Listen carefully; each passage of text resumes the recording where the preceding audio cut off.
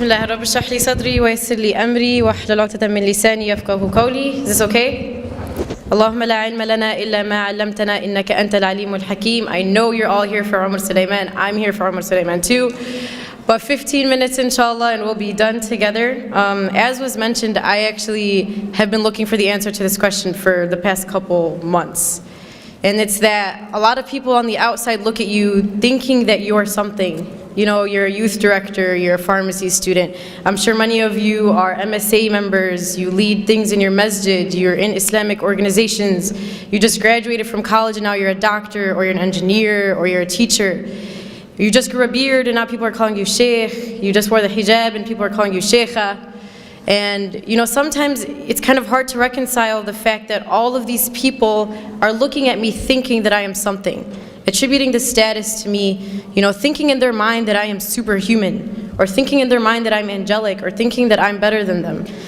And the question comes, well, what happens when the people see something of me, but when I look at myself in the mirror, I see someone completely different? What happens when the person that people see is not who I actually believe that I am? And how do we reconcile between that? So I hope that this is a struggle that I'm not the only one facing. Does anyone kind of feel me on this? All right, alhamdulillah, that's good. I actually have a story that kind of just goes along with this. One of my halqa students actually came up to me the other day. Actually, this was a couple months ago. And she was like, so Shireen, like when you go home, like do you just eat dates and drink Zamzam?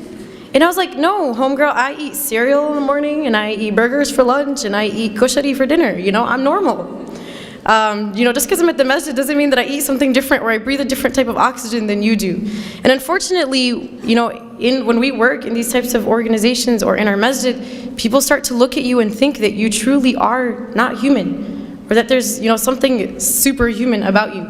So that's kind of the thing that I want to address today is what do we do when we feel like the person in the mirror is different than the person that everyone else sees? So subhanAllah, you know, something that we have to do is first try to understand whether those people are two different people. Whether the person that you see in the mirror is truly different than the person that your community sees. Or whether you're just being too harsh on yourself and you truly are amazing, or whether you're thinking of yourself too highly and you really should start to reconsider some of the things you've done. And so I kind of came up with a litmus test as to what you can ask yourself to try to understand whether those two people are really two people or if they're one.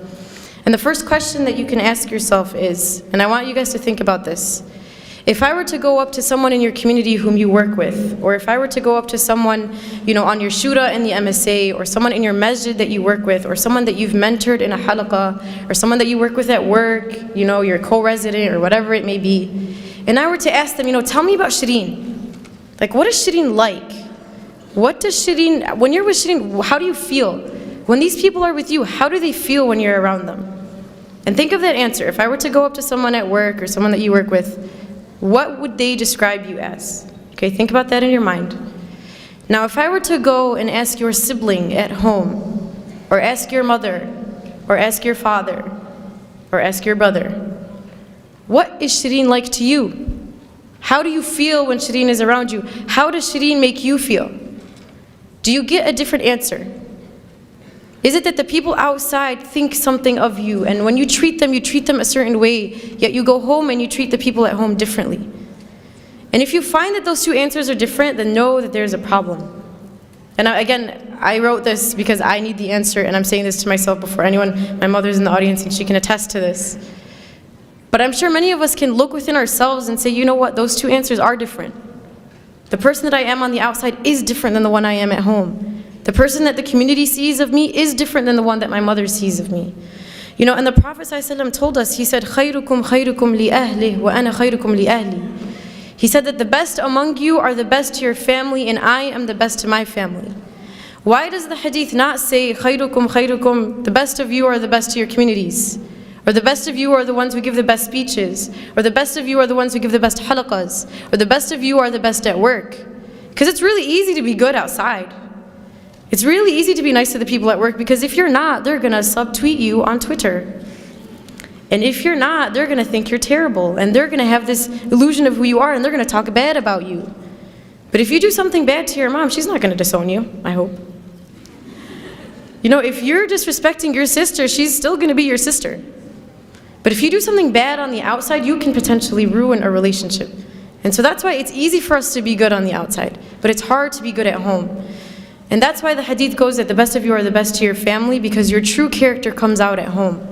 When you've had a long day at work or a long day at school, you face a lot of difficulties, a lot of struggle, you've had a hard day, and you've tucked it in so no one sees it of you, no one sees the flaws, no one sees the weaknesses. But then you go home and you unleash the monster. You unleash the thing that's been building within you the entire day.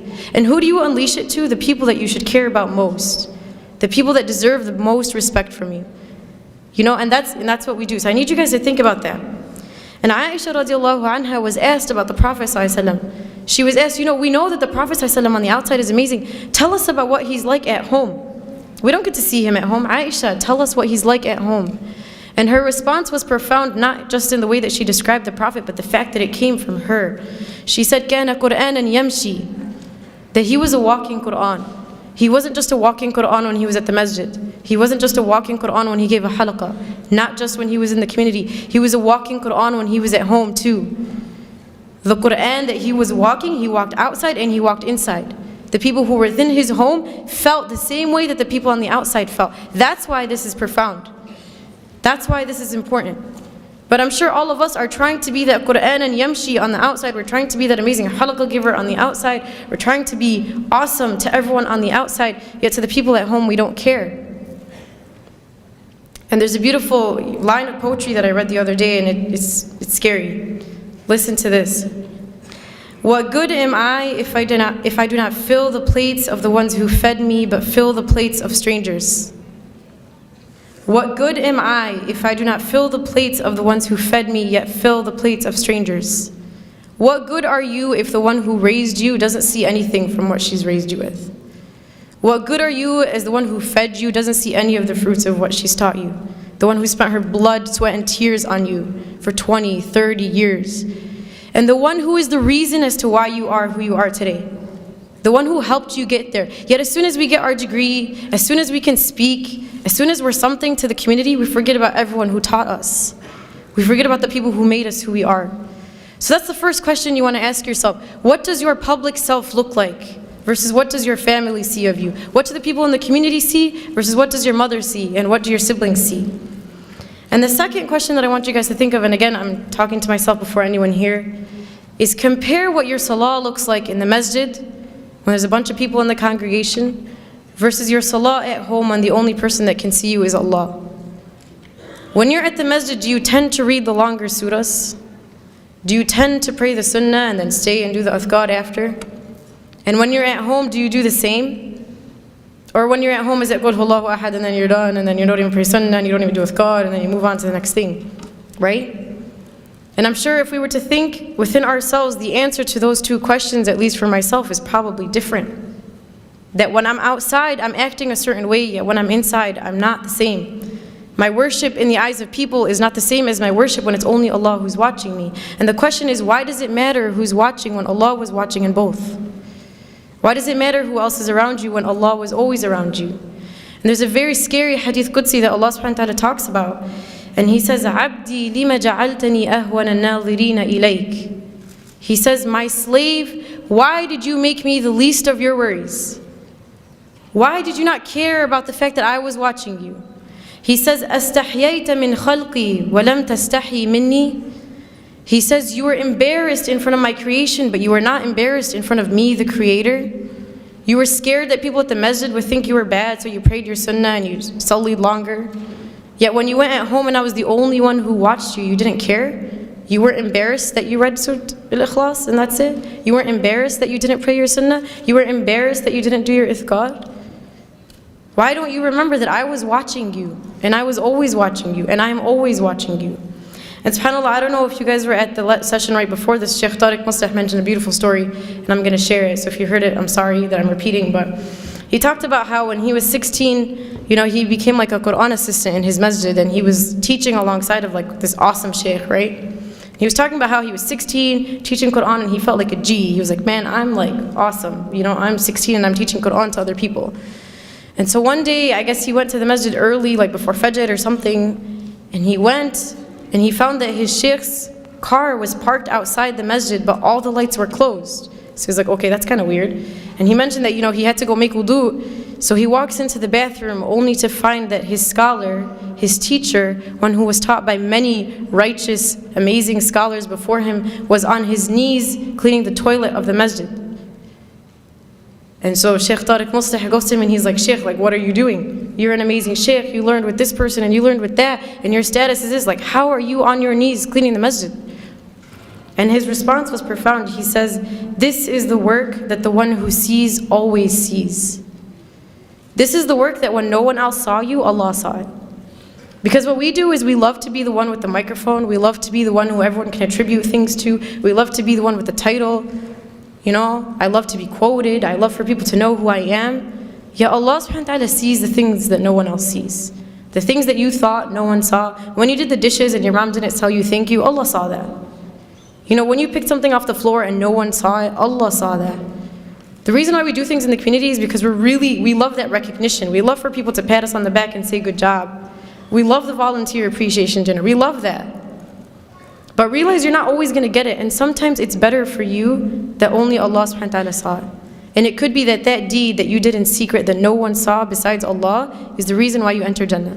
And everything that you've done in the public, everything that people saw, everything that was out in the open, was stuff that you did for the wrong reasons, and you never know, that may not even count for you. So this is kind of our thought process in understanding whether or not we have this problem. Now once you find out you have the problem, what do I do? What's the solution? So a couple things I was thinking about is if you feel like people are holding you up to this standard, you know, you are this and this and this, and you have this title and this title and this title, and you're amazing. Challenge yourself to live up to that standard that people are holding you to. You know, if you go home and you say, man, people think I'm great, but I'm actually not, try to actually be great. And it's not for the people. It's not for people to say, you know, Shireen Salama was great. But it's for me to improve myself so Allah can say Shireen Salama was great. For me to take the standard that you put me at and to try to actually achieve it. Not for you, but for Allah. And the second thing is that for every public deed that you do in the eyes of people, that you double that in your private life, in your private ibadah. That man, if you prayed in the masjid, try to pray at home when no one else can see you besides Allah. Try to wake up when everyone's asleep, in the dark, just you and Allah, create that relationship. And the third, and this is a dua that was taught to us by Abu Bakr radiallahu anhu. He used to receive praise, and there was this beautiful dua that he used to say. And it goes, Allahumma ghfir li ma la ya'lamoon, waj'alni khayran mimma yadhunnun. Which translates to, O Allah, forgive me for what they do not know about me, and make me better than what they think that I am. Because it's funny, we like to cover up the fact that all of us have a hidden past. All of us have some secret, all of us have some sin, all of us have something that we've done that no one else knows. But remember that when you're being praised, that you once were in that state. Not to put yourself down, but for you to remember that Allah subhanahu wa ta'ala is the one who brought you there. And finally, and I'll conclude in reminding us that this is a journey. This by no means is something that we are going to accomplish. It's going to be a constant struggle. But at least when we die, we'll be dying on the path and struggle for the sake of Allah subhanahu wa ta'ala. So I ask Allah subhanahu wa ta'ala to make us among those who can improve upon ourselves and to make the journey to Him easy. Subhanakallahumma wa bihamdik nashhadu an la ilaha illa ant nastaghfiruka wa natubu ilayk. Assalamu alaikum wa rahmatullah.